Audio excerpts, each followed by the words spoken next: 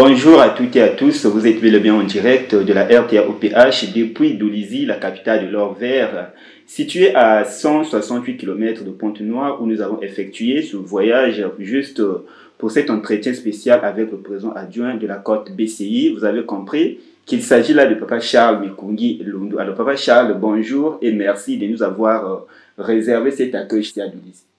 Ma joie est immense, monsieur le journaliste, et que Dieu vous bénisse, que Dieu bénisse ceux qui nous suivent. C'est avec un réel plaisir que je vous reçois ici, et ce plaisir est d'autant plus sincère qu'il rejoint ce sentiment de fraternité, de vie communautaire voulu par le président fondateur, Papa Guémy Loufa-Setukwabo. En tout cas, merci beaucoup. Alors, Papa Charles, quel est votre état d'âme cet après-midi? Vous me trouvez comme vous me trouvez, vous savez, chaque jour que Dieu nous donne, chaque minute, chaque seconde est un privilège. Le prêt du souffle de vie que nous avons de Dieu. Malheureusement, beaucoup d'entre nous se manifestent par une ingratitude.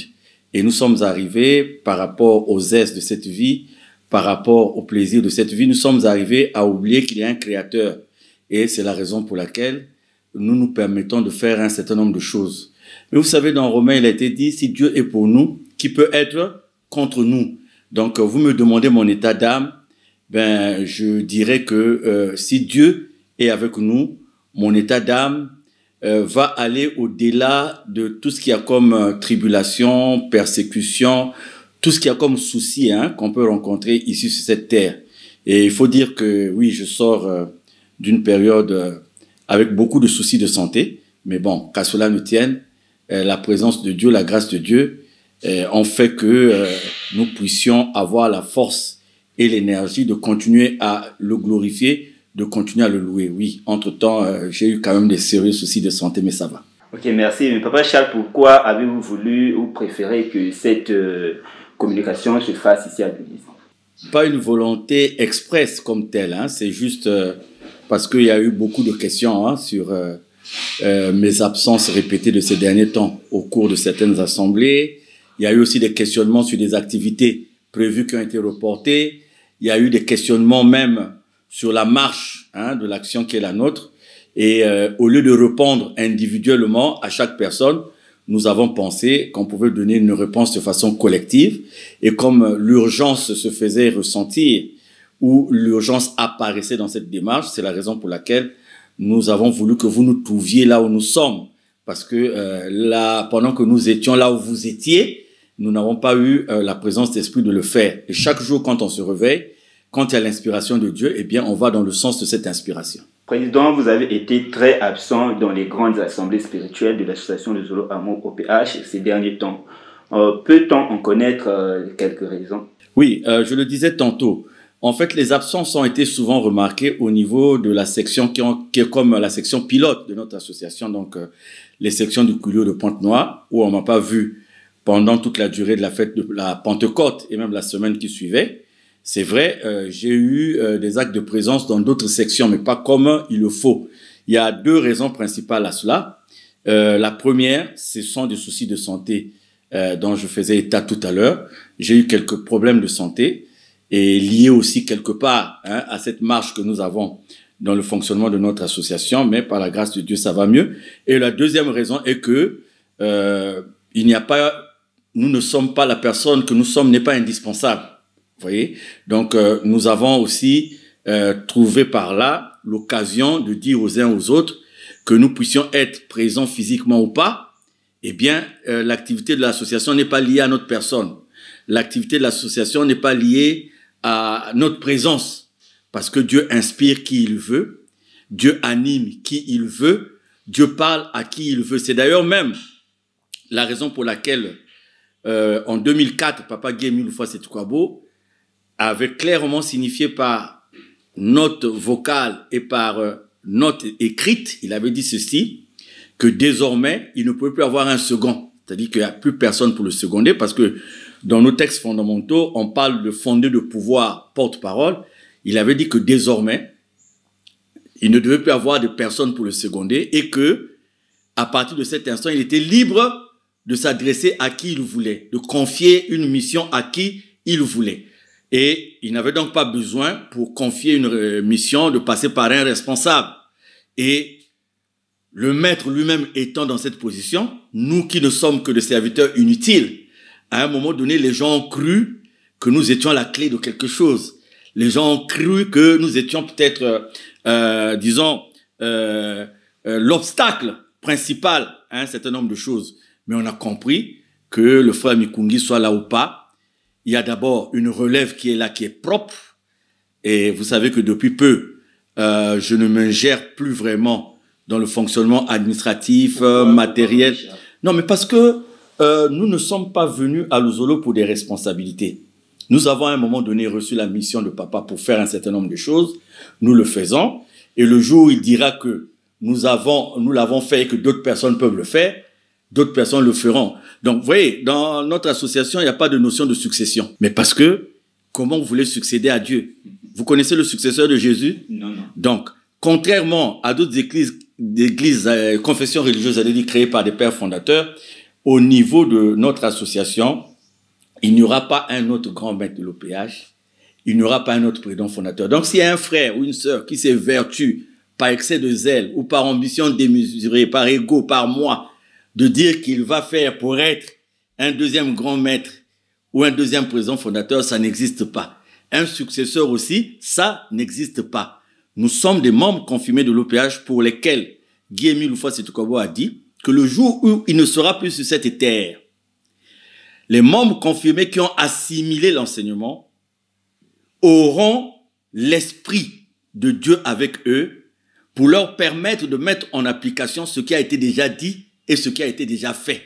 Parce que, en ce qui concerne la doctrine, en ce qui concerne la marche de l'association, tout a été déjà dit. Donc, c'est cette authenticité qui anime les frères et sœurs qui ont assimilé l'enseignement. Le titre le plus important au niveau de l'association Nzolamo OPH, c'est membre confirmé de l'OPH. C'est le titre le plus important. Donc, nous n'aspirons à rien, à aucune succession, à je ne sais pas quoi. Simplement, à un moment donné de notre présence dans l'association, le maître a jugé qu'on pouvait faire un certain nombre de choses. C'est ce que nous avons fait dans le respect absolu de ses directives, dans le respect absolu de ses exigences. Donc, nous n'avons pas autre chose à demander. Et nous trouvons qu'à un moment donné, il faut laisser aussi le temps à d'autres personnes d'évoluer, de faire. Et nous avons une expérience. Aujourd'hui, par exemple, en ce qui me concerne, il y a un suppléant. Et ce suppléant, vous voyez dans les faits, le travail qu'il est en train de faire, accompagné par tous les responsables qui le soutiennent. C'est un grand travail. Aujourd'hui, en dépit des problèmes, des situations que nous rencontrons, la visibilité de l'association est là. Nous avons des frères, des sœurs qui viennent d'autres confessions religieuses, qui ne priaient pas, qui continuent à intégrer l'association. Nous avons des témoignages sur la divinité de Guy-Émile Houphouët-Sétoukouabo que nous continuons à enregistrer. Le 21 mai passé, qui coïncidait avec la célébration de la fête du 20 mai, vous avez vu par exemple à Pointe-Noire à Ngoyo, des témoignages forts.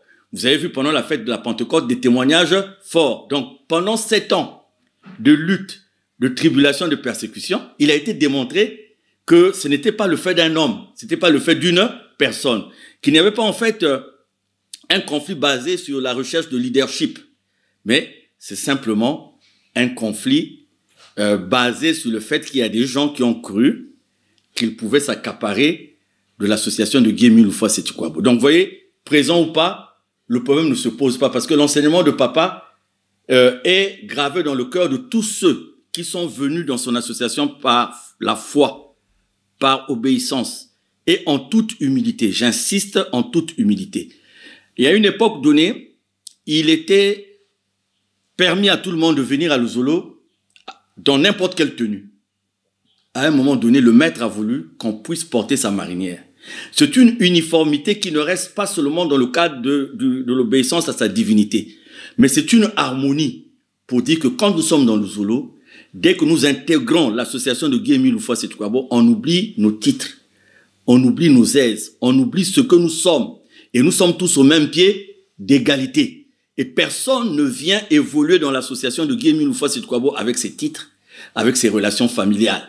C'est aujourd'hui seulement à travers certains faits que nous voyons des gens se prémunir de leur titre, de leur relation pour agir dans l'association.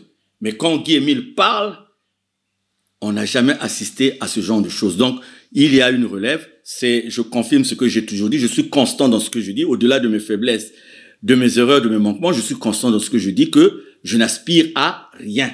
Je n'aspire à aucune responsabilité. Il y a un privilège. Je suis heureux, au-delà de toutes les souffrances. Je suis heureux d'avoir été au milieu de ce privilège. C'est d'avoir démontré par la grâce de Dieu aux uns aux autres ce qu'on a voulu faire de l'association de Guy-Émile Loufoua-Sétoukwabo. On l'a fait, les gens l'ont compris, et bien on continue. Alors merci Papa Charles. Avez-vous l'impression qu'il y a un acharnement sur votre personne? Quand je pense à ça de façon charnelle, oui. L'impression va même dans le sens du dégoût. L'impression va même dans le sens de la colère des fois. Mais quand je vois la divinité qui m'a confié cette mission, et je vois que de tout le temps, Guy-Émile Loufoua-Sétoukwabo a toujours été l'objet des persécutions. Vous savez, plus de 30 attentats répertoriés contre Guy-Émile Loufoua-Sétoukwabo. Vous avez vu, il y a des gens qui appartenaient à des maisons mystiques et qui ont été à quelques jours de la mort, qui sont venus vers Guy-Émile, qui les a sauvés. Et ils se sont encore retournés contre Guy-Émile. Ils l'ont traité de voleur, ils l'ont traité de magicien, alors que eux, ils étaient magiciens. Comme pour dire la monnaie du singe. Du singe, voilà. Ils étaient eux magiciens. Et ils ont été sauvés par Guy-Émile et ils se sont mis à le traiter magicien. Donc quand je vois ça, quand je vois le Christ, vous voyez, monsieur le journaliste, vous voyez Dieu en présence de ces créatures.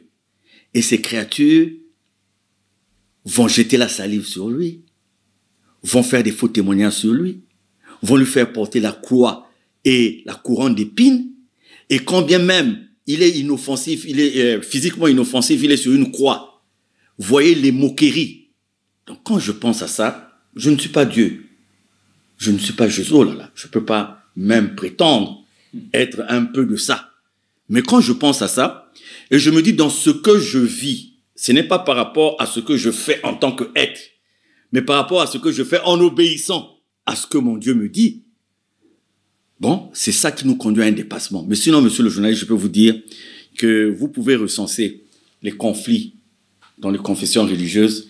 Vous ne verrez pas un dirigeant d'église peut-être qui a subi ce que j'ai subi sur tous les plans. Sur tous les plans. Vous savez, je commence ce combat en 2016 en perdant mon épouse, la mère de mes enfants, qui, on pourrait dire qu'on était comme des jumeaux. Hein. C'était une personne qui me soutenait sur tous les plans. Et je dois m'engager dans ce combat comme ça, avec les enfants. Et nous avons tout subi sur le plan professionnel, sur le plan familial. Vous savez, des gens qui prient, qui sont allés même jusqu'à faire appliquer des décisions, à saisir les comptes bancaires privés d'une personne. Et je ne parlerai pas d'autre chose. Mais vous savez... sans pourtant vous interrompre, toutes ces décisions étaient dues à quoi?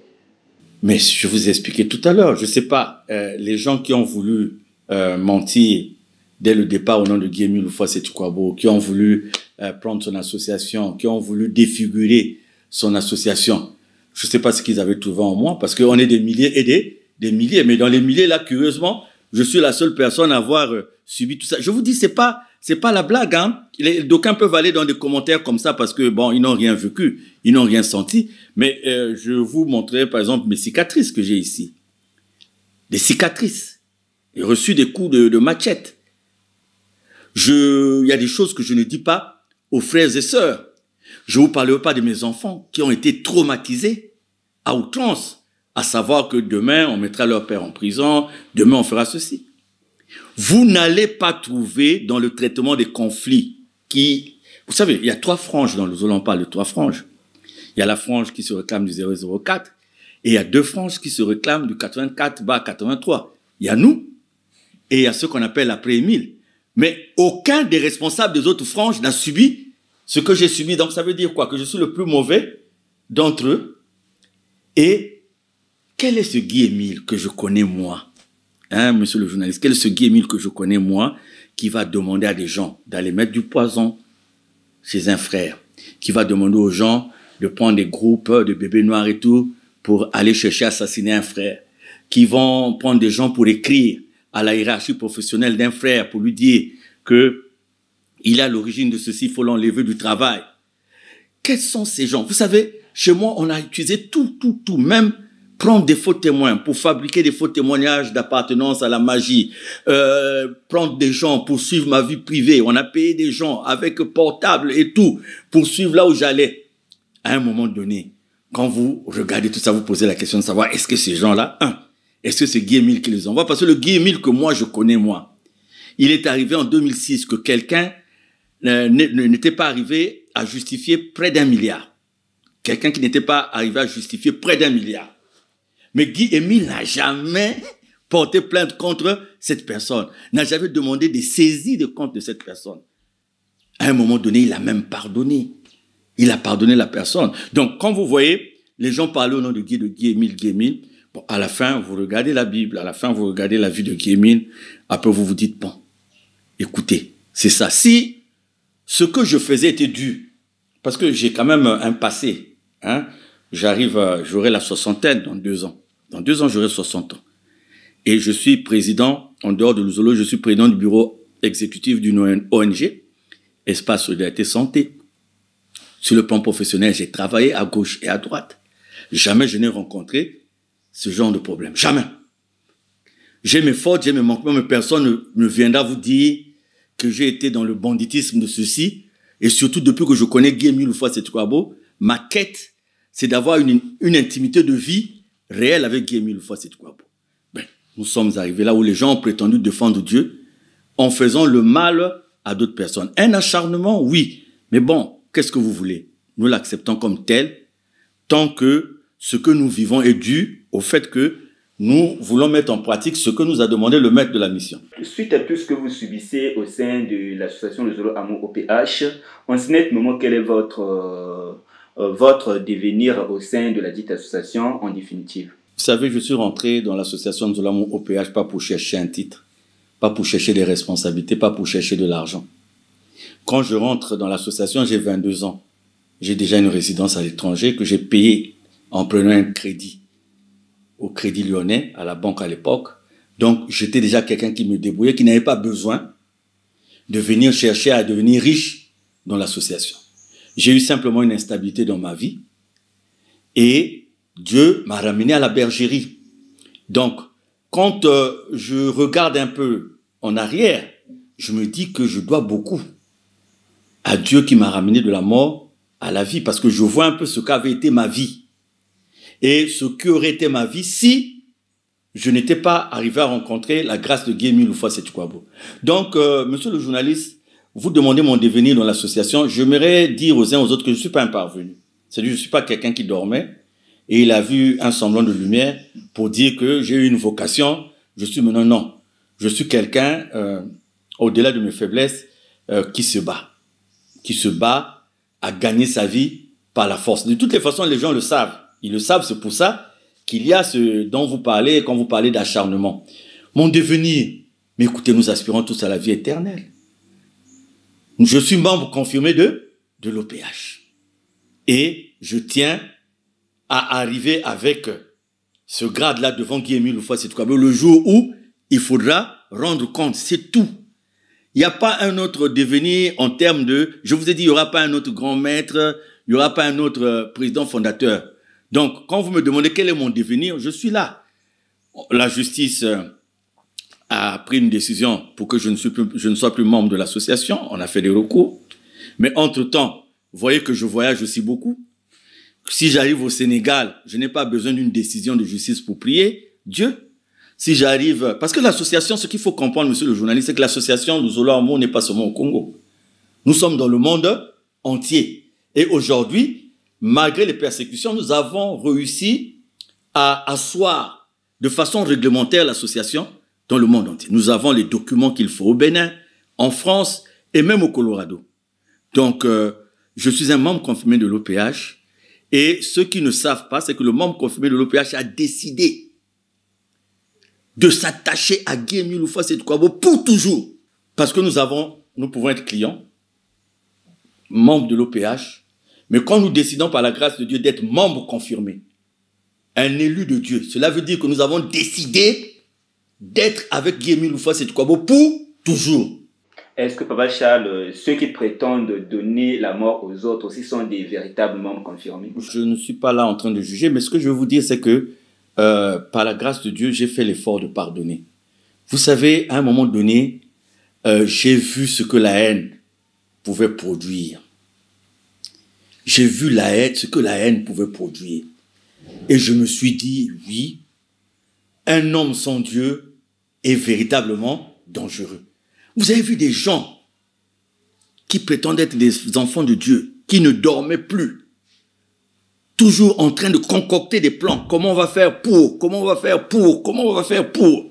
Je ne peux pas juger, mais j'ai pardonné tout ce monde-là.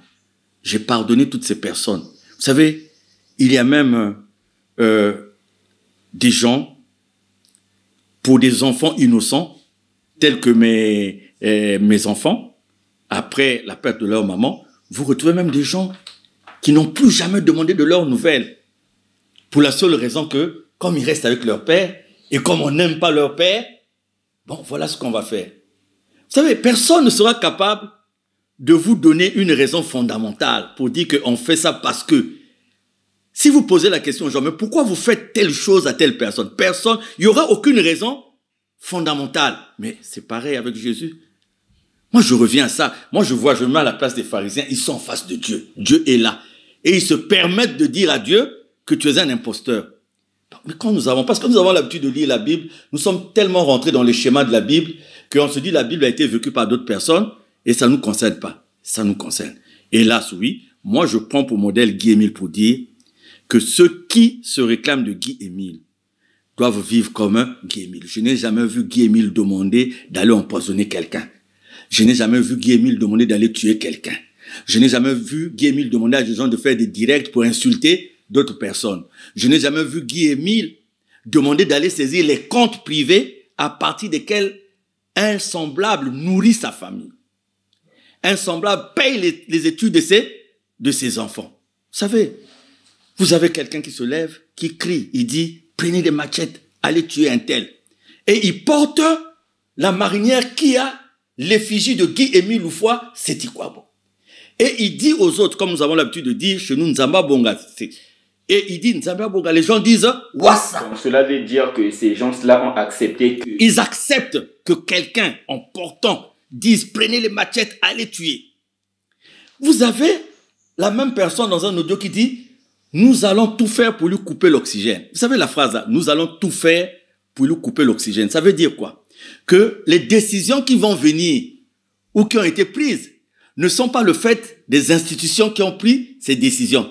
Mais c'est la personne qui il dit, hein, il avoue, il dit, nous ferons tout pour lui couper l'oxygène. Donc, ça veut dire que cette personne, en parlant, avoue que tout ce qui se fait, c'est par rapport à ce que eux, ils fabriquent à gauche et à droite. Papa Charles, nous savons que l'affaire Luzolo, Amour OPH en justice, perdure depuis plus de 8 ans. Alors, quelle analyse faites-vous? Le plaisir pour moi, c'est que beaucoup de gens ont compris ce qui se passe. Même des gens qui ne sont pas dans Luzolo ont compris.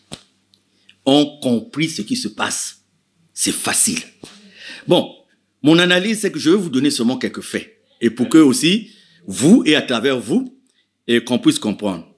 Vous voyez, pendant qu'on avait une procédure quelque part dans une juridiction, le magistrat en charge de cette juridiction contacte un de nos avocats.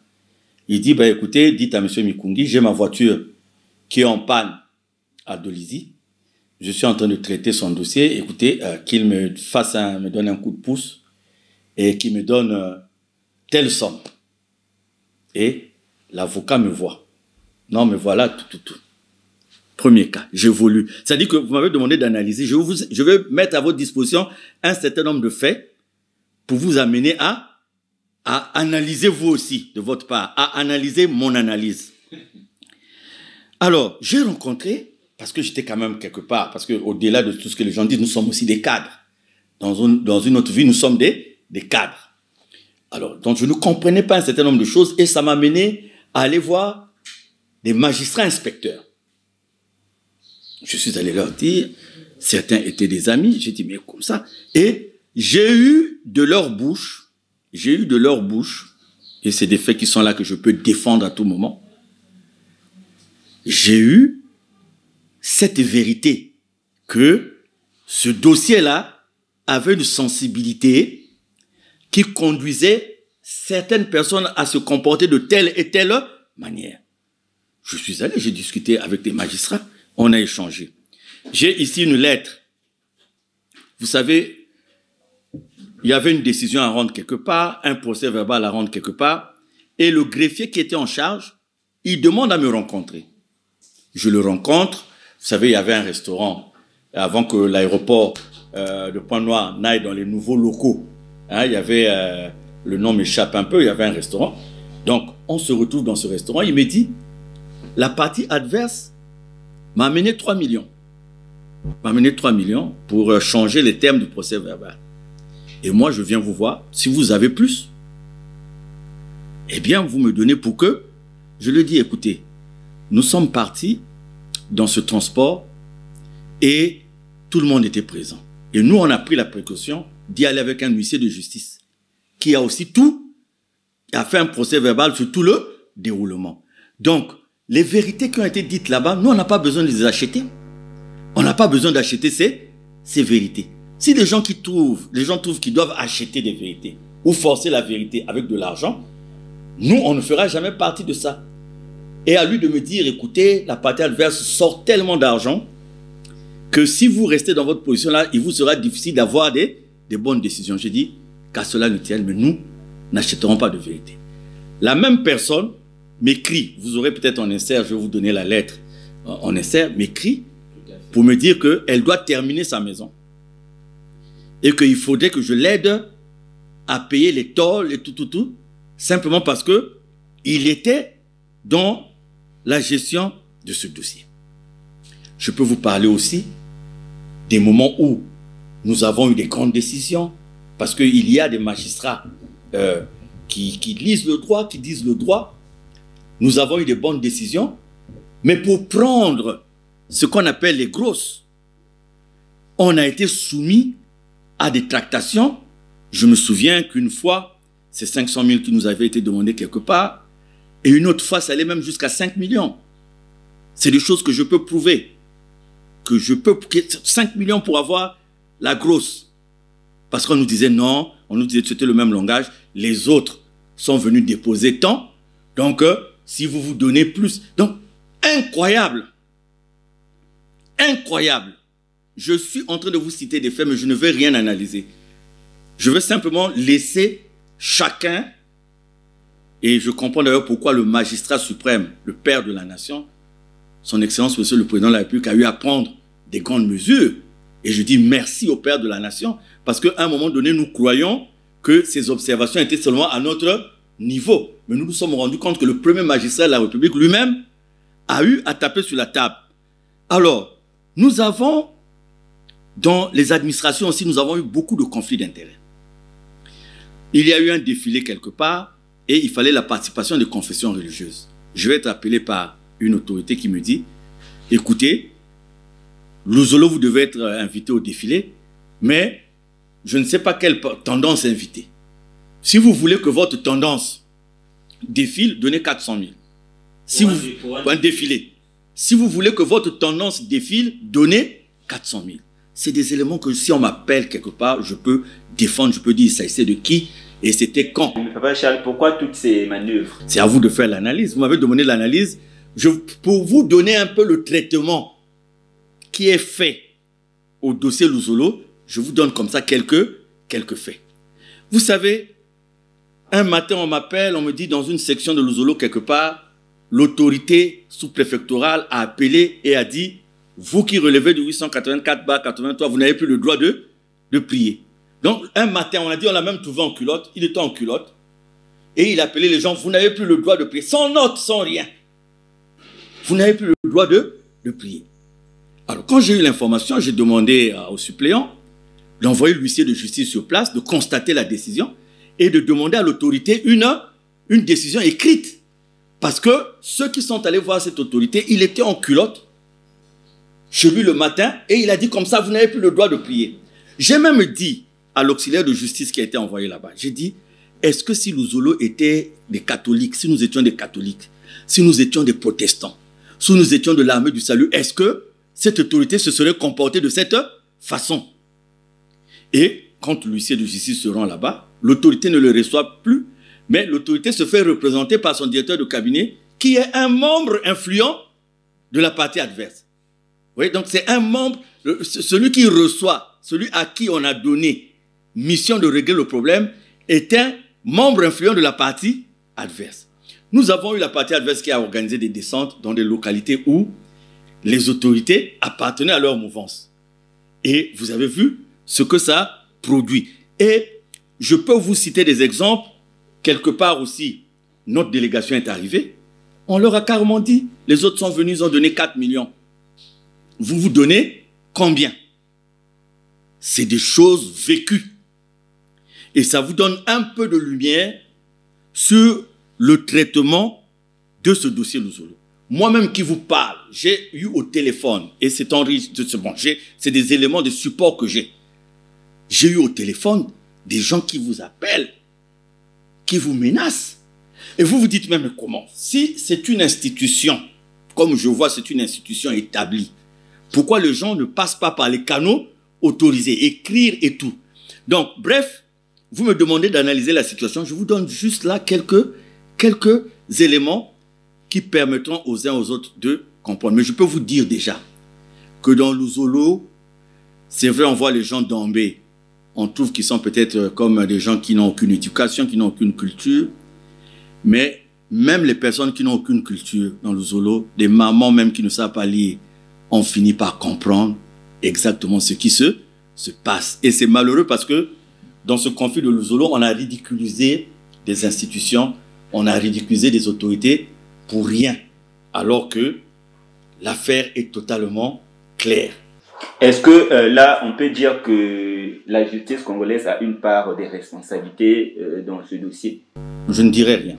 Vous ne direz rien, mais Papa Charles, s'il vous a été donné d'avancer les raisons qui soutiennent la régularité du récépissé 884/83, que diriez-vous? Le Congo a eu son indépendance en 1960. Et d'ailleurs, le Congo fête chaque année son indépendance en 1960. Mais le Congo, en obtenant son indépendance en 1960, s'appelait comme il s'appelle maintenant la République du Congo, avec pour devise unité, travail, progrès. Après la révolution des Trois Glorieuses, le Congo a eu un autre nom, République populaire du Congo. République populaire du Congo. Est-ce que pour autant, l'année de l'indépendance du Congo avait changé? Non. Le Congo est resté un pays indépendant en 1960, malgré qu'après, nous avons eu le drapeau rouge vif que nous connaissons. Nous avons un nouveau nom.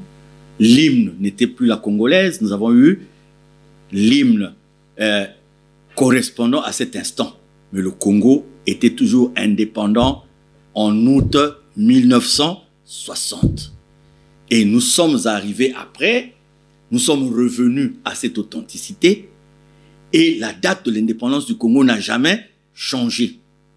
Le 884/83, c'est l'authenticité même de l'association. Et le support principal, c'est que celui qui crée l'association, celui qui est le président fondateur de l'association, il dit que je sois vivant ou mort, nul n'a le droit de changer les textes fondamentaux. Ce qui veut dire, si quelqu'un s'amuse à le faire, il doit produire l'autorisation de celui qui a dit qu'il soit vivant, qu'il soit mort, nul n'a le droit de changer. Nous sommes réveillés en 2015 avec un nouveau récépissé. J'arrive. Nous sortons, nous réveillons un nouveau récépissé. On s'est dit, bon, écoutez, certainement, le maître a donné instruction pour qu'on le change. Mais moi qui vous parle, j'ai fait partie de la commission ad hoc mise en place par le président fondateur pour changer les textes fondamentaux en 2001. Les textes pour lesquels il a dit qu'il soit vivant, qu'il soit mort, nul n'a le droit de les changer. J'ai fait partie de cette commission. Donc, s'il y avait d'autres directives dans cette commission, nous, les membres de la commission, nous devrions être les premiers à être informés. Nous n'avons jamais été informés de ça. Et pire encore, en 2015, il y a une procédure qui court sur la présomption d'absence de Guy-Émile Loufoy. C'est quoi pour? Présomption d'absence pour lesquelles, des années après, celui qu'on appelle le délégué permanent Jean-Pierre Bikinu Bissombolo et celui qui prétend recevoir les messages de papa en la personne de l'un de ses fils, Dalvi Loufoy, ont reconnu que depuis fin 2008, il n'y a jamais eu ni écrit, ni audio de Guy-Émile Loufoy. C'est quoi? Mais en 2015, il donne l'instruction de changer le récépissé par quoi? Parce que si le délégué permanent dit que, avec la présomption d'absence, il a agi par rapport au fait qu'il est délégué permanent, mais nous repartons dans la note qui le nomme, où il est dit qu'il n'a pas la qualité de faire ce qu'il a fait. Vous comprenez, monsieur le journaliste? Donc, il n'est pas l'adjoint de Guy-Émile. Et en ce moment-là, s'il voulait agir, il devait déclarer la vacance de poste. Il dit que comme il y a vacance de poste. Mais là aussi, comme notre association relève de la loi de 1901, qu'est-ce qui devait se passer? On devait se retrouver en assemblée générale extraordinaire pour dire qu'il y a vacance de poste. Selon la loi de 1901, les associés ont telle prérogative, qu'est-ce qu'il faut faire? Non. Lui, en ce temps-là, il dit qu'à 13h15, il reçoit les coups de fil du maître. À 19h25, les heures sont même étudiées, hein, avec beaucoup de détails, il reçoit. Donc, quand il fait changer le récépissé là, contrairement à ce que les gens disent, bon, comme le maître n'est plus, il fait, non, lui il dit que les 19h, les 13h, il continue à recevoir les appels du maître. Mais comme Dieu ne dort pas, nous avons retrouvé la lettre par laquelle il a demandé le changement de récépissé. La lettre est déposée le même jour. Et le même jour, le récépissé est donné. Est-ce que dans d'autres pays aussi... C'est ça, c'est ce que je dis, monsieur le journaliste, que cette affaire est tellement simple qu'elle a été compliquée pour des raisons que nous ne voulons pas évoquer ici, mais que tout le monde comprend. Parce que vous avez, dans une administration qui se respecte, une note qui est déposée le même jour. Pour la demande d'un récépissé, c'est pas n'importe quoi. Moi, j'ai mis près de 6 mois. Même l'acte de naissance ne sort pas le même jour. Même le new. J'ai mis, pour l'espace Solidarité Santé, j'ai mis 6 mois, enquête sur enquête, avant que je ne puisse avoir le récépissé. Là, voilà, tout le monde soutient un récépissé. On donne des décisions à la faveur d'un récépissé qui pouvait être annulé par un simple fait que, par une note manuscrite le même jour, déposée, et le même jour, on a donné le récépissé. Pire, celui qui demande le récépissé n'est pas le président fondateur, le changement du récépissé n'est pas le président fondateur de l'association. La lettre manuscrite que nous avons, il y a le timbre du président fondateur, la signature n'est même pas en PO. La signature n'est même pas en PO. Deuxièmement, conscient de ça, qu'est-ce que nous avons fait en bons citoyens, respectueux des lois et règlements de la République? Nous avons envoyé un huissier de justice sur place. Le procès verbal est là. Les agents de cette administration ont reconnu qu'il y avait vice de forme. Ils ont reconnu qu'il y avait magouille. Ils l'ont reconnu.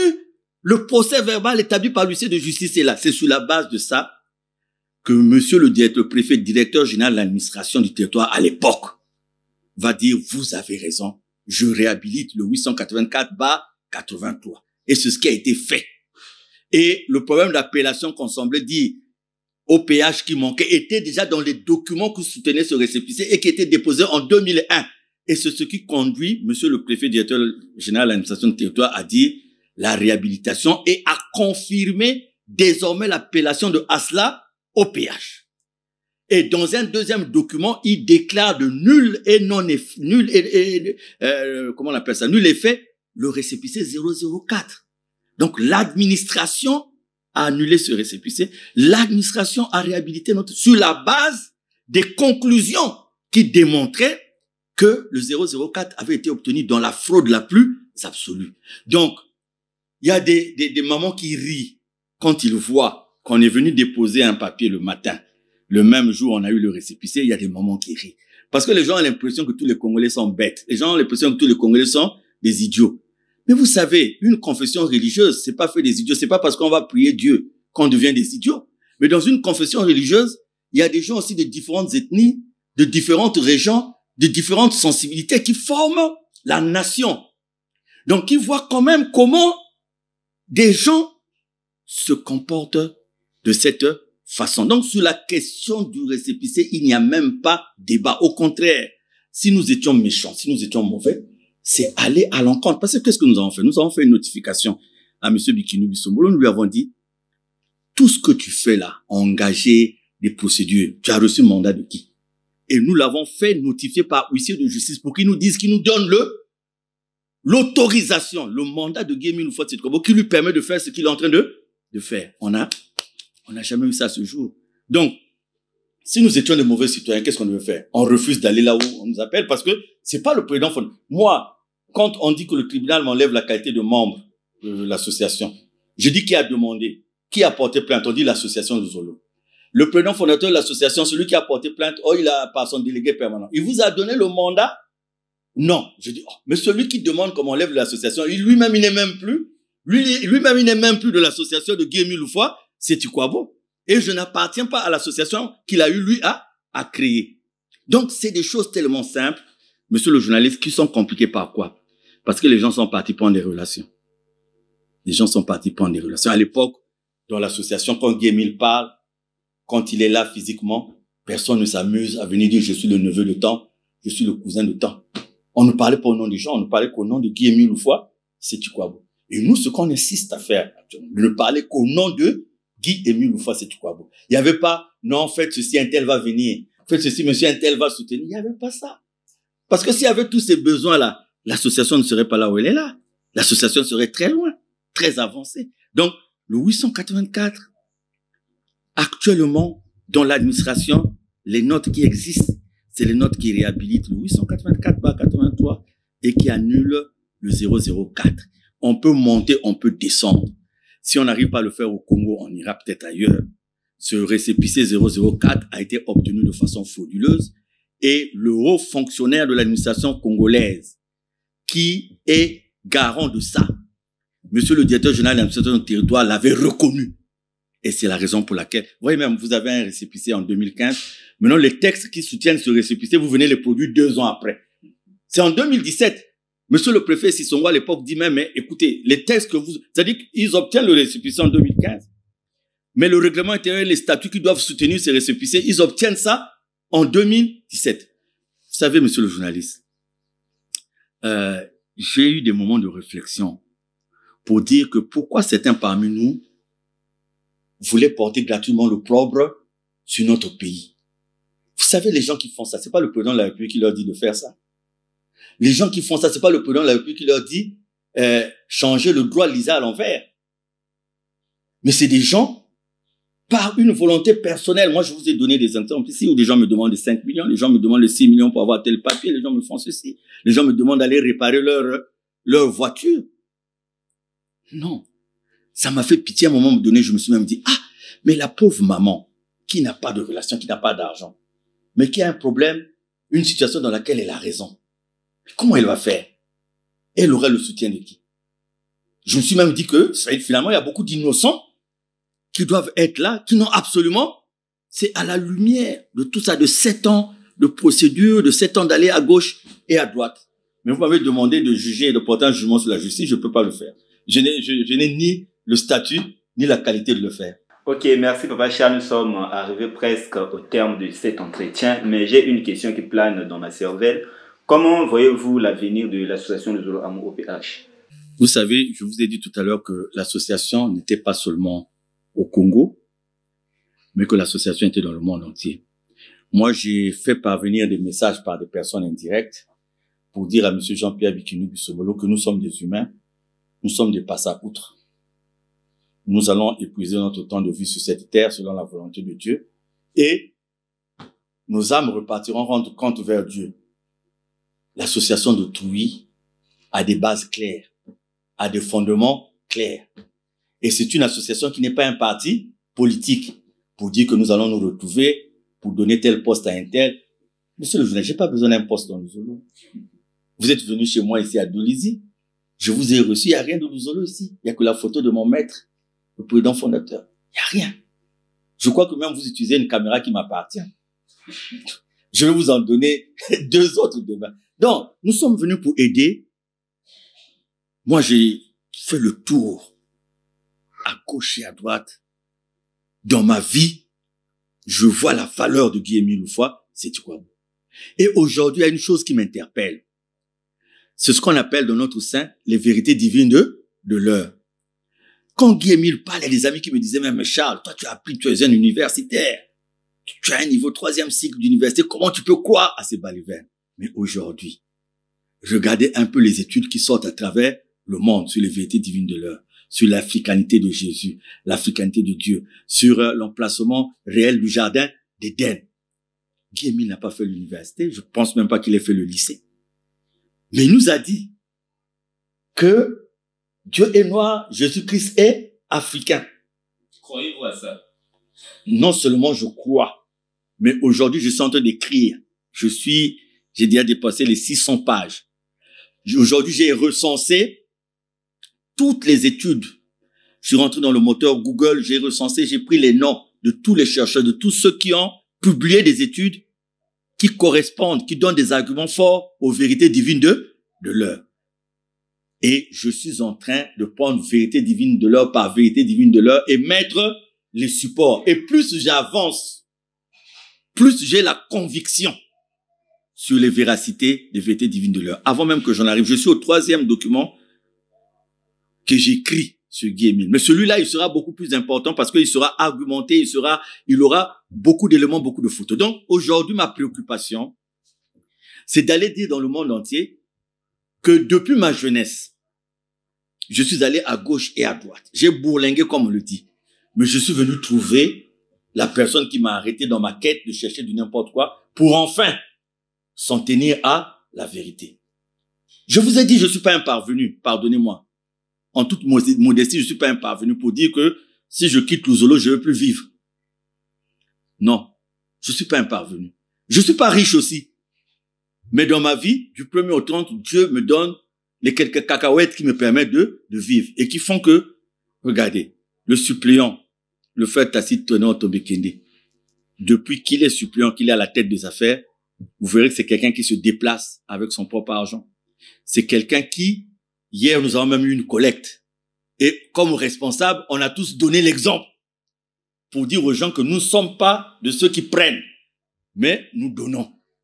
Donc, l'association, s'il y a des petits retards, des petits problèmes comme ça au Congo, monsieur le journaliste, ailleurs dans le monde, l'association évolue parce que celui qui dirige son association de génération en génération a les facultés spirituelles et tout qu'il faut pour le faire et c'est prouvé. C'est prouvé 24 heures sur 24. Donc, notre préoccupation aujourd'hui, c'est d'aller propager ces vérités divines de l'heure. Notre préoccupation aujourd'hui, c'est enfin quand même mettre les bases du but de notre association. Regardez, après 30 ans, vous partez de Pointe-Noire, vous laissez Pointe-Noire à part. Vous prenez d'Olizy jusqu'à Brazzaville. Brazzaville, encore, le siège, c'est le maître. Vous avez rue de la Mare, là, le siège administratif, c'était la parcelle du maître. Mais il n'y a aucun siège d'Olizy, Kaï, il n'y a aucun siège qui appartient à l'association. Pendant 30 ans, aucun. Mais Papa Charles, pourquoi le grand maître de l'OPH n'a-t-il pas donné ses biens à sa famille biologique? Vous savez, il a dit dans un testament qu'il a rédigé en 2001 qu'aucun membre de sa famille biologique ne peut prendre part à la gestion administrative, financière et tout de l'association. C'est écrit de sa main. Donc, contrairement à nos frères et sœurs kimbanguistes, nous, on n'a pas un enfant qui va apparaître pour dire « je suis le successeur et tout ». Mais il faut pas dire que Guy-Émile a négligé sa famille biologique, non. Il a mis à la disposition de sa famille biologique d'importants moyens. Mais c'est le manque d'amour dans cette famille qui fait que il n'y a pas une harmonie pour arriver à gérer tout ça. Il a pris toutes les prédispositions pour que cette famille ne manque de rien. Il y a aussi nous, les frères et sœurs, qui sommes prêts à donner de nous à cette famille biologique par reconnaissance. Mais encore faudrait-il que cette famille soit dans l'authenticité du maître. Cette famille ne peut pas être alors que le maître dévoile sa divinité. Elle va être là en train d'ignorer cette divinité, mais on ne va pas la suivre. Parce qu'à partir de ce moment, il y aura un choix. Ou suivre la famille biologique, ou suivre le maître. Mais nous ne sommes pas rentrés pour suivre la famille biologique. C'est comme je disais à quelqu'un, nous n'écrivons pas notre courrier à un tel, à X, Y. Vous savez que même aujourd'hui, la recherche de mettre fin à l'authenticité de Guy-Émile Houphouët-Sétukwabo, il y a les nouveaux textes que les gens ne connaissent pas, qui ont été faits à l'Oudima par le clan Bikundu Bisombolo, qui mettent, bien que vous retrouvez le nom de Guy-Émile Houphouët-Sétukwabo dedans, mais qui mettent Guy-Émile carrément à l'écart de la gestion de son administration. Pourquoi mettre à l'écart le fondateur d'une grande... La raison est claire. Les pharisiens, ils se réclamaient de Dieu, mais quand Dieu arrive, ils ne le reconnaissent pas. Donc, vous voyez, dans ces textes-là, on va parler même de l'empêchement de Guy-Émile Houphouët-Sétukwabo. Et quand vous lisez bien ces textes, même le délégué permanent n'a plus de pouvoir. Parce qu'il y a un article dans ce texte qui donne maintenant le pouvoir au premier président de la commission de suivi des accords de l'Oudima. Donc, c'est lui, en réalité, qui est le véritable patron de ce côté-là du 004. Parce qu'il est dit quelque part qu'après inspiration, je sais pas quoi, si le délégué permanent a une décision, il faut qu'il soumette cette décision à la commission de suivi des accords de l'Oudima. Donc, dans les nouveaux textes, le véritable patron du 004, c'est le premier président de cette commission. Allez-y comprendre. Quand le propriétaire de l'association vous dit qu'il a fait des textes en 2001, qu'il les a déposés à l'État, et qu'il soit vivant ou qu'il soit mort, nul n'a le droit de les changer. Que les gens les changent. J'ai eu un échange avec, pendant qu'on parle de ça, il y a quelque chose qui m'avait blessé. Il y a une autorité, une dame qui m'appelle, qui veut me voir pour les problèmes de Lusolo. Et elle ment. Et après, quand je me rends compte de son mensonge, elle s'énerve. Elle se met à m'insulter. Dans la vie qu'on a, elle et moi, si elle est cadre quelque part, moi aussi je le suis quelque part. Mais quand vous vous rendez compte que dans le traitement d'une affaire religieuse, quelqu'un sort de ses gants, vous vous posez la question de savoir, mais qu'est-ce qui anime cette personne? Aurait-elle reçu de l'argent ou? Et vous voyez, aujourd'hui même, dans l'histoire des tendances, l'unique tendance qui est malmenée, c'est la nôtre. Vous savez, il y a une tendance qui répond de 884/83, on n'a jamais porté plainte contre eux. Et ils évoluent, hein, ils peuvent aller évoluer quelque part. Il n'y a jamais eu de notion de trouble là, à l'ordre public. Vous savez, les effectifs les plus nombreux de toutes ces tendances évoluent à Pointe-Noire. Des bons Ararat. Pas seulement des bons Ararat. C'est-à-dire que les effectifs les plus importants de toutes ces tendances évoluent à Pointe-Noire. Nous avons la tendance de Bikundu qui évolue à Vungu. Nous avons la tendance de Lévin Zengi qui évolue à Siafumu. Et nous avons nous. Vous avez déjà eu comme le bagarre. Il n'y a jamais eu de bagarre. Vungu et quand on prie par exemple à Lusala, Vungu n'est pas loin. Il n'y a jamais eu de bagarre. Nous avons des veillées où nous sommes tous là parce que on s'est connus au moment où nous étions ensemble. Il n'y a jamais eu de bagarre. Pourquoi y aurait-il de bagarre? En tout cas, nous, de notre part, il n'y a jamais eu de bagarre. Donc même quand on est venu introduire la notion de trouble à l'ordre public, ça nous fait rire. Mais bon, pour les besoins de la cause, certains l'ont fait, mais c'est quand même regrettable. Moi, je dis à certains amis qui sont quand même placés à certains niveaux de responsabilité que, quelle que soit la pression qu'on peut avoir, quel que soit l'argent qu'on peut nous donner, il y a quand même le bon sens. Il y a quand même des décisions, on sait si on les prend, ça va quand même susciter, hein, c'est pas normal. C'est pas normal d'être arrivé là. Et avoir ridiculisé autant de personnes. Vous voyez cette autorité sous-préfectorale en culotte, en tenue, qui appelle les gens, venez me voir à telle heure. Il dit, à partir d'aujourd'hui, vous ne devez plus évoluer. Mais bon sang. Moi, j'ai dit aux gens, je dis, mais écoutez, où est-ce qu'on est où là? Est-ce que lui peut appeler les catholiques, le représentant de l'église catholique dans sa circonscription, et lui dire comme ça, tu dois plus évoluer? Et quand on dit, un huissier va venir quand même pour prendre la note, il envoie pète. Non, on ne fait pas ça. Les gens qui prient là, c'est pas des hommes politiques, c'est des papas, des mamans, des gens qui sont venus parce qu'ils ont cru à la doctrine d'une personne. Ils ont cru à la divinité d'une personne. Nous qui sommes là, c'est pas par argent. Si nous avions voulu faire comme les autres, on n'aurait pas une chaîne de radio aujourd'hui, on n'aurait pas une chaîne de télé aujourd'hui, on n'aurait pas une clinique, hein, qui est quand même bien cotée aujourd'hui. On n'aurait pas en France les réalisations qu'on a commencé à faire, on n'aurait pas au Colorado ce qu'on a commencé à faire, on n'aurait pas au Bénin et tout ça ce qu'on a commencé à faire. Vous savez qu'au Gabon, on a maintenant un siège à nous. Au Bénin, on a un siège à nous. Au Ghana, on a un siège à nous. On est en train de se battre pour en avoir un en France. On est en train de se battre pour en avoir au Colorado, où nous avons déjà tous les papiers, nous sommes reconnus en tant que ONG. Mais si nous étions comme les autres, aujourd'hui, 30 ans après, d'une association, vous allez même à Kibousi, vous comparez Kibousi à Kamba, chez nos amis Kimbangi, c'est le jour et la nuit, alors qu'on a brassé les moyens qui pouvaient faire. Vous savez, quand on parle même de crise, à Luzolo seulement, on devait avoir des mécanismes pour atténuer la souffrance, la misère des uns et des autres. Si on était bien organisé, on faisait bon usage de l'argent qu'on a. Il y a des mécanismes. Vous savez, j'ai eu un projet qu'on appelait Préférence Luzolo, qui devait créer une communication en termes d'affaires, en termes d'échanges entre nous. Nous avons eu des compagnies qu'on a voulu mettre en place. C'est pas fini. C'est vrai que cette période, nous sommes allés un peu à gauche et à droite, mais par la grâce de Dieu, nous y arrivons. Merci Papa Charles, nous sommes arrivés au terme de cet entretien. Votre mot de fin? C'est simplement dire que si pendant 7 ans, on s'est acharné sur une personne, ma modeste personne, bon, le résultat aujourd'hui est que ça n'a servi à rien. Un Mikungi absent, même un Mikungi mort, ça n'arrête pas la mission d'un Émile donné de Guy Émile Houphouët Sékou-Kabo. La preuve en est. Regardez, aujourd'hui, il y a une nouvelle équipe qui prend les affaires. On a l'habitude de dire que c'est une équipe de jeunes. En fait, elle est mixte. Il y a autant les jeunes et les anciens. Simplement ceux qui ont compris la vision du maître. Et ensuite, en ce qui concerne les faits, si tout le monde s'était tenu au support, on ne serait pas arrivé là où on arrive.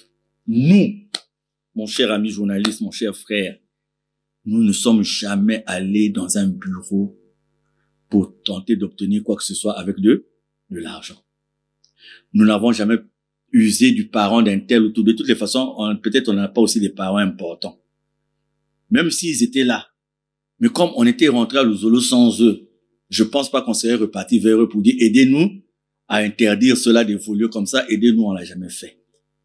Mais ce qui devait attirer quand même l'attention de nos amis, c'est de se dire quand même qu'après 7 ans, en dépit de tout ce qu'on a fait à ces gens-là, ils continuent à être nombreux. Et les gens continuent à intégrer là où ils sont. Non.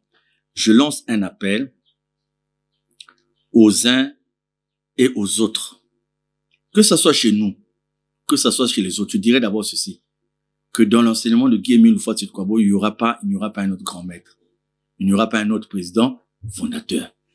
Donc, ce qui veut dire que ce qu'il avait dit lui-même, qui va diriger son association de génération en génération, c'est valable. Donc, c'est pas la peine de nous battre, c'est inutile. Deuxièmement, si c'était donc nous ont compris que l'enseignement devient très dur, parce que comment, on va dire comment un humain, comment. Mais les gens peuvent se retirer, c'est-à-dire Guy Émile n'a pas attaché les gens avec les cordes pour dire que quel que soit ce que vous êtes, je vais vous maintenir dans mon association. Non. Donc, ils peuvent se retirer. Le mal, c'est de vouloir parler au nom de Guy Émile, mais de ne pas faire ce que Guy Émile demande. Le mal, c'est se couvrir du nom de Guy Émile pour vouloir faire autre chose. C'est ça qui n'est pas bien. Et nous, en ce qui nous concerne, nous n'aspirons à rien, je le répète encore, mon cher ami, nous n'aspirons à rien, à prendre le poste. Mais les postes, c'est les parvenus qui en ont besoin, peut-être, parce qu'ils veulent s'affirmer quelque part. Il y a des gens aujourd'hui, si Luzolo a arrêté toutes ces activités, leur vie va s'arrêter aussi parce qu'ils vivent de ça. Ils font le commerce en Luzolo et tout. Mais nous, quand même, on a appris à planter un pied de banane, bananier, on a appris à faire ceci. On va évoluer par la grâce. Donc, je lance un appel à tous ceux qui... Parce qu'il y a 3 catégories, mon cher frère, dans Luzolo. Il y a ceux qui sont venus avec la foi et en toute humilité. C'est-à-dire que quand ils sont rentrés dans Luzolo, ils ont oublié totalement qui ils étaient, ce qu'ils étaient. Parce qu'ils ont trouvé la vérité en Guy Émile. Il y en a qui sont venus entraînés par les mouvements. C'est les enfants qui ont suivi les parents. C'est la femme qui a suivi le mari. C'est le mari qui a suivi la femme. Je vous prends un exemple. Il y a un monsieur qui était dans une grande compagnie pétrolière qui a traîné une maladie pendant longtemps. On n'arrivait pas à le traiter. Et il a rencontré des gens de Luzolo. Il est venu à Luzolo. Nous sommes allés à Kibousi. Il a pris l'anguétanil, il a eu la guérison. Il arrive dans Luzolo, il tombe dans un groupe. C'est un monsieur qui avait une vie rangée, qui était tranquille, il tombe dans un groupe et le groupe l'entraîne. Oh non, on va intervenir, faire des sensibilisations et tout. Et les gens vont l'entraîner dans l'alcool, dans la fornication, ce qu'il n'était pas auparavant. Et la femme de ce monsieur qui n'avait pas encore intégré l'association vient me voir et dit, mais écoutez, regardez ce qu'est devenu mon mari. Donc vous avez une catégorie des gens qui considèrent le Zolo comme étant une mutuelle. Donc ils sont pas venus pour quoi on dit, mais c'est-à-dire, vous n'avez aucune vérité à leur dire parce qu'ils sont pas venus pour ça. Et c'est eux que vous retrouvez dans les directs, dans les réseaux sociaux, en train de dire ceci ou cela. Et là, vous trouvez dans la famille biologique de papa des gens qui pensent que Guy Émile, c'est pas une association à caractère spirituel qu'il a eu à ouvrir, mais c'est une compagnie. Hein? La plupart des membres de la famille biologique de Guy Émile croient que le Zolo, c'est une compagnie. Et que c'est une compagnie qui doit les embaucher tous, sans effort, donc même à contre-sens. Ils doivent venir, ils savent pas que si cette association ne vit plus, eux aussi, ils ne vivront plus. Et puis il y a des gens qui viennent des courants mystiques, ésotériques, magiques, qui ont vu la lumière en Guy Émile Loufoua, c'est quoi bon, et qui ont intégré son association seulement pour chercher à tuer cette lumière. C'est tout ce monde-là qu'il y a dans le Zolo. Maintenant, la petite catégorie, ceux qui sont venus avec foi, avec humilité, ben, c'est eux qui sont là. C'est eux qui peuvent comprendre la vérité. Mais moi, je dis, moi, je suis arrivé à un point où ma vie a été tellement malmenée. Mon cher frère, j'ai subi des choses qu'un homme normal ne peut pas subir. Et j'ai compris que ça sera peut-être difficile que je sois à côté de l'AVC. Parce que, en fait, les coups que j'ai subis sont très durs. Mais le contentement, c'est que si j'ai survécu jusqu'à présent à tous ces coups, c'est grâce à la présence de Guy Émile Loufoua. C'est pour cela que je me suis engagé au prix de ma vie. Au prix de ma vie. Au prix de ma vie. Je me suis engagé à le défendre de toutes les façons. Pas seulement en étant responsable. Je vous ai parlé d'un livre que je suis en train d'écrire. Après, avec les moyens et la force qui me donnera, je passerai à un documentaire. Mais à côté de ça aussi, j'ai mes petites activités. D'ici là, je vais reprendre ma carrière musicale que j'avais arrêtée en 2000, je crois que c'était en quelle année là? En 2006. Et nous évoluons. Donc, aux uns aux autres, ne confondons pas la haine par la défense de Dieu. Et je suis souvent aussi triste de voir que ce débat-là, nous l'avons amené par-ci par-là, inutilement. Et aujourd'hui, il y a des gens qui disent qu'il faut fermer l'association pour ceci, il faut fermer. Mais c'est pas ça. La solution, c'est pas ça. Vous savez, quand Luther a quitté l'église catholique, il y a eu le schisme des protestants. Et on pouvait dire qu'on met fin. D'ailleurs, l'église catholique a eu à poursuivre de façon sauvage, hein, des gens qui étaient contre la doctrine à l'époque. Il y a des gens qui ont été brûlés, qui ont été mis sur le feu. Par rapport à ça, il y a eu des gens qui ont été tués. Il y a eu des périodes où on a tué des gens qui ne répondaient pas à cette vérité. Mais aujourd'hui, est-ce qu'on a tué Dieu? On n'a pas tué Dieu. Dieu existe toujours. Donc, s'il y a le schisme, il faut laisser les gens évoluer. Le mal, c'est de pouvoir faire 2 poids 2 mesures, de dire, bon, ceux-là, on va les appuyer jusqu'à les autres. Non. Parce que il va toujours arriver un moment où Dieu va sonner la fin de la récréation. Merci, c'est par ce propos de Charles Mekungi Lundu, président adjoint de la Côte BCI depuis Dolisie, que nous mettons un terme à cet entretien spécial. Devant ce microphone, Baron Montinou, derrière la caméra, Djevei Kunga. Merci à Belge Pambou à la réalisation. Merci à tous les Dolisiens et Dolisiennes pour cette marque d'accueil. Et à vous tous qui avez suivi cet entretien spécial. Et surtout, portez-vous bien, que Dieu vous bénisse. Au revoir.